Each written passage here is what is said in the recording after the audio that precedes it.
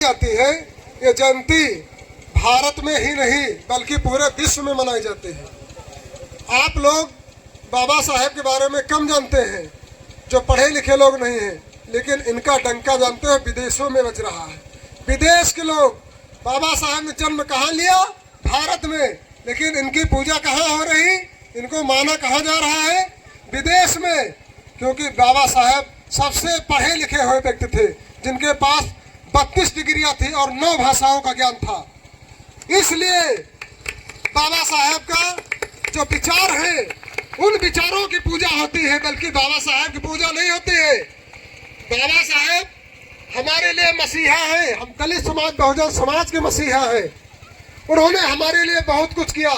उनके जो विचार हैं, उन विचारों से हम बहुत बड़ा अपना काम कर सकते हैं। हम पढ़ लिख कर IAS, PCS, वकील, डॉक्टर, इंजीनियर बन सकते हैं, नेता अभिनेता बन सकते हैं। तो किसकी बदौलत है? बाबा साहेब की बदौलत।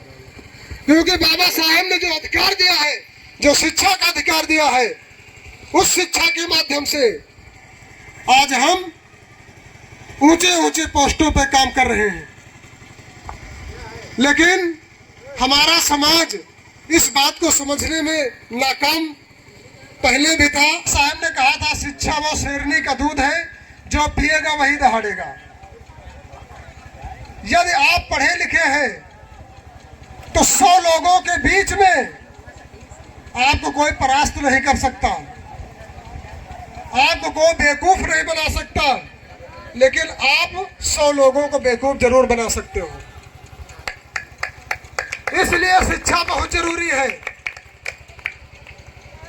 शिक्षा से अपने व्यक्ति